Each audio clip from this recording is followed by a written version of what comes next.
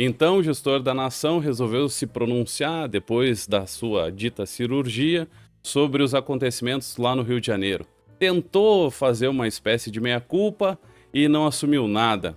Deu jeito de colocar a culpa no Bolsonaro, é claro, no que diz respeito ao armamento civil. Disse que falou com o ministro da Justiça e Segurança Pública, o Flávio Dino, e que ia conversar com o ministro da Defesa, o Zé Múcio. Bom, vou mostrar tudo isso aqui em detalhes e também umas falas aí do Paulo Pimenta, que deu uma entrevista ontem no Roda Viva. Vamos ver tudo bonitinho. Já dá o teu like, compartilha o vídeo, não esqueça de se inscrever e vamos lá.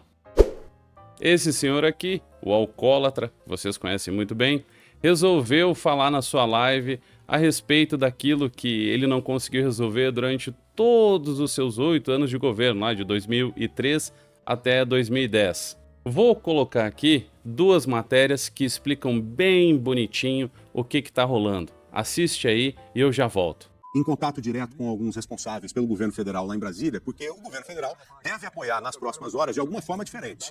Até então, o que vinha sendo discutido era um apoio através da Força Nacional. Inclusive, alguns agentes já foram enviados para o Rio de Janeiro. Há coisa de 15 dias nós mostramos o início da chegada lá de parte do efetivo da Força Nacional. Parte foi enviada para o Rio de Janeiro, outra parte para a Bahia e outras partes para pontos estratégicos do Brasil. Só que nós estamos falando de um momento de exceção. Um momento completamente diferente em que as forças locais não têm como lidar com esse problema. Não adianta dizer que tem como lidar, porque não tem.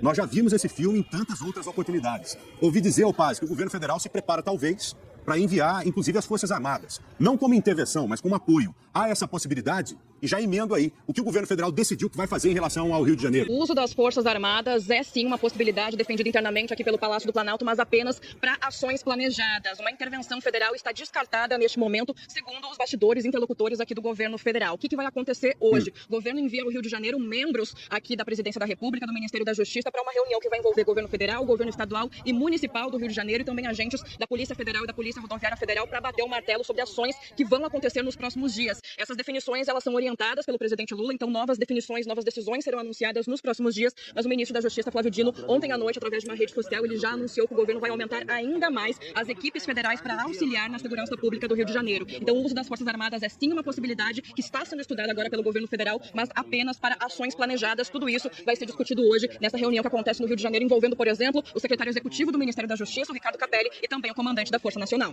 Claro, e nós vamos acompanhar como é que esses recursos provavelmente serão enviados para o Rio de Janeiro. A gente tem também aqui a repercussão do presidente da República. O presidente Lula disse há pouco, durante a live que habitualmente faz às terças-feiras, que o governo federal estará presente no Rio, ajudando de todas as formas possíveis para que o Estado volte à normalidade. Vamos ouvir. Nós vamos ajudar o Rio de Janeiro a combater o crime organizado, a combater os milicianos e dar tranquilidade àquele povo. Pode ficar tranquilo que o governo federal estará presente no Rio de Janeiro, ajudando de todas as formas possíveis a voltar à normalidade, a combater o crime organizado, a combater os milicianos. Pessoal, tem mais um trecho importante da fala do presidente. Ele também disse que não pretende fazer uma intervenção federal no Rio de Janeiro e que vai discutir com os ministros da Justiça, Flávio Dino, da Defesa, José Múcio, uma saída para essa crise. Ontem eu tive uma longa conversa com o Flávio Dino, hoje eu vou ter uma longa conversa com o ministro da Defesa, José Múcio, e nós vamos ver como que a gente pode entrar e participar ajudando. Nós não queremos pirotecnia. Nós não queremos fazer uma intervenção no Rio de Janeiro como já foi feito e que não resultou em nada. Não pretendemos tirar ali a liderança do governador, né? Não pretendemos tirar de cena o governador, mas queremos somar. Agora, como na vida prática eles vão conseguir ser de fato efetivos, né? O presidente primeiro está se colocando nessa arena, não está, por exemplo, só transferindo para o governo do estado, a quem cabe de fato coordenar a segurança no Rio de Janeiro. Essa responsabilidade está trazendo também um pouco para o colo dele. Já conversou com o Flávio Dino e eles não estão trabalhando com a ideia de uma intervenção federal, que é um caminho que sempre é aventado em momentos de crise mais aguda. A gente tem, de um lado, né, a possibilidade de uma da GLO, né, como a gente fala, decretação de uma operação de garantia de lei e ordem, e por outro lado, a possibilidade da intervenção federal. O presidente está dizendo, olha, não, a gente não quer entrar com uma intervenção, a gente quer trabalhar em coordenação com o governo do estado. Como? Isso a gente ainda não sabe. A gente viu o ministro da Justiça dizendo que enviaria ainda ontem, né, que enviaria integrantes do Ministério da Justiça, como chefe da Força Nacional, o seu secretário executivo e por aí vai, para acompanhar a situação de forma mais detida no Rio de Janeiro, e a gente está na expectativa de medidas mais concretas, que possam ajudar esse momento de crise aguda no Rio de Janeiro.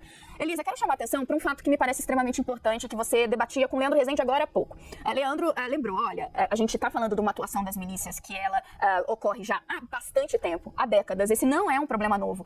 As milícias passaram a rivalizar com o crime organizado que era ligado ao tráfico de drogas, inicialmente, que dominava essa questão da criminalidade no Rio de Janeiro, mas esse passou a ser um problema que rivaliza e muitas vezes eles entram em confronto. Então a gente estamos hoje em 2023, numa realidade em que as milícias estão em disputa por espaços de poder no Rio de Janeiro, em confronto muito crescente e desafiando o poder do Estado. Agora veja, esse já era um problema existente, sabido e conhecido quando Lula foi presidente no seu primeiro e no seu segundo mandato. É importante a gente trazer isso à tona, porque não estamos falando de algo recente, a gente está falando de governo após governo, tanto no âmbito estadual, de novo, a quem compete cuidar da segurança do Rio, mas também em âmbito do governo federal, que não olha com atenção nesses caminhos de coordenação, de auxílio, de suporte para ajudar a dar conta dessa situação no Rio de Janeiro há muitos mandatos. É um problema que foi crescendo sob o olhar leniente das autoridades. De novo, gente, em âmbito estadual, sim, a quem compete essa responsabilidade, mas também em âmbito federal. E aí, Elisa, para te devolver, eu vou retomar uma fala do próprio ministro Flávio Dino, quando anunciou o Programa de Segurança Ampla, né, nacional, há algumas semanas, que ele rememorou o fato de que, diferentemente do que acontece na saúde e na educação, onde já há muito tempo se tem bastante definido no arcabouço legal do país o que é responsabilidade municipal, estadual e federal e como esses três entes têm de colaborar, no caso da segurança pública, isso não acontecia. Foi uma inovação no arcabouço legal feita no governo Michel Temer, portanto, muito recente. Esse tipo de coordenação e de atuação em conjunto precisa começar a acontecer de forma efetiva. Já deveria ter acontecido há bastante tempo, mas já como não havia, é responsabilidade sim do governo federal começar a dizer como ele vai contribuir para uma responsabilidade, em essência, que é do governo estadual. Resumindo, falou e não disse nada. O que esperar deste tipo de gestor aqui, meu querido amigo? O que esperar dele? Aproveitando o ensejo, ele já saiu também falando a respeito do Hamas, que não adiantava nada Israel fazer o mesmo com o povo palestino. Meu Deus do céu, um verdadeiro de um absurdo. Em que pese ainda assim ele tenha dito pela primeira vez que o Hamas cometeu um ato terrorista. O que aconteceu? Será que o Putin ontem, em ligação telefônica, autorizou o gestor do Brasil, quem diria, não é mesmo? Autorizou o Lula a falar que o Hamas sim é um grupo terrorista? Só faltou dizer que eles são financiados pela Rússia e pelo Irã. Mas tudo bem, ainda assim foi um primeiro passo, ainda que os passos de um ébrio. Acusa Israel de matar milhões de inocentes. Como sempre, Lula defendendo o que há de mais errado no mundo. E não satisfeito, ainda fala mais bobagens. É preciso que se consiga lá no Oriente Médio que Israel fique com o território que é seu, que está demarcado pela ONU. Isso daí ninguém discute, é claro, e depois começam as bobagens, parece até que tinha bebido alguma coisa, e diz que os palestinos devem ter direito à sua terra, e a respeito dessa terra palestina, Israel jamais ficou contra. E prossegue dizendo, é simples assim, e não precisa ninguém ficar invadindo a terra de ninguém. Bom, ele deveria mandar esse tipo de recado para os seus amigos terroristas do Hamas. Ah, perdão, ele não é amigo do Hamas, tô brincando, Lula. Poderia mandar esse recado diretamente para Vladimir Putin, ou quem sabe para a autoridade palestina, ou ainda, quem sabe, para o seu amigo, o ditador lá do Irã, o Ibrahim Raisi. Todo dia a gente vê colonos de Israel invadindo a terra dos palestinos e a ONU não faz nada. Chega a ser risível. Israel nunca invadiu a Palestina, muito pelo contrário. Só nesse momento de crise é que o exército de Israel está, sim, contra-atacando depois de um ataque terrível. Nesse mesmo ponto, para que você possa entender, o senhor Paulo Pimenta, ministro do Lula, deu uma entrevista ao Roda Viva e respondendo a uma pergunta no que dizia a respeito do livro que foi lançado em março desse ano, o qual o Celso Amorim, que é uma espécie aí de chanceler não oficial do gestor Lula, o qual escreveu o prefácio do dito livro, temos esse senhor respondendo um monte de bobagens, dizendo assim que cabe ao povo palestino a discussão e a escolha da definição do papel do grupo terrorista.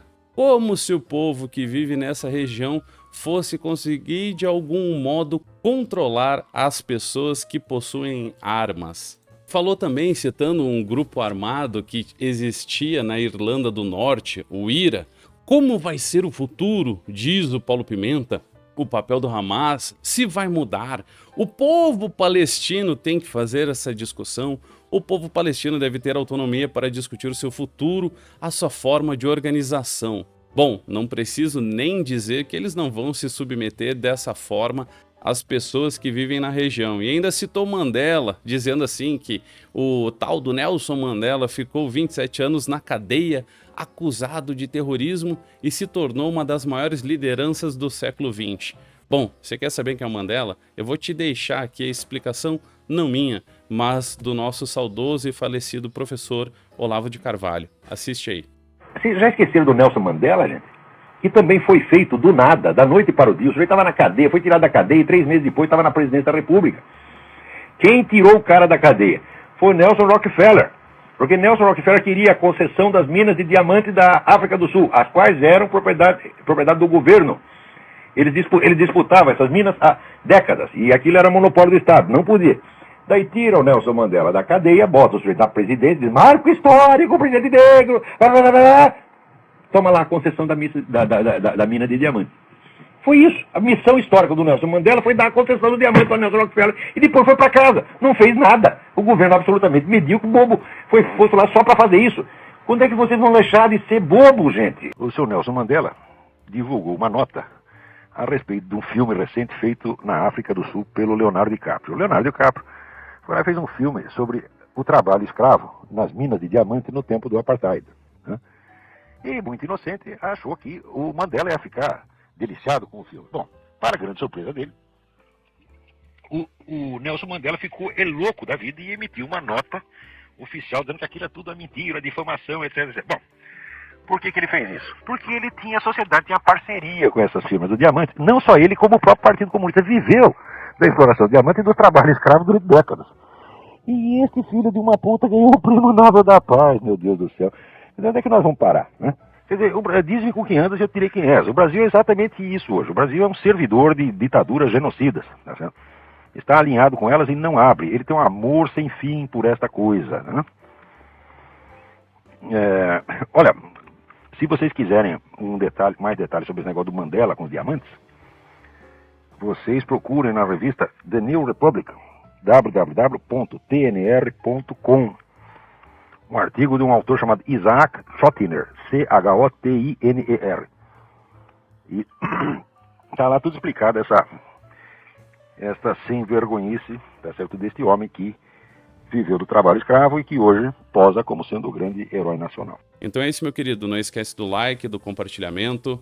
Se não for inscrito, se inscreva. E se gosta do meu trabalho, doiparowill@gmail.com no Pix. Você vai lá, seleciona o Pix e escreve doiparowill@gmail.com.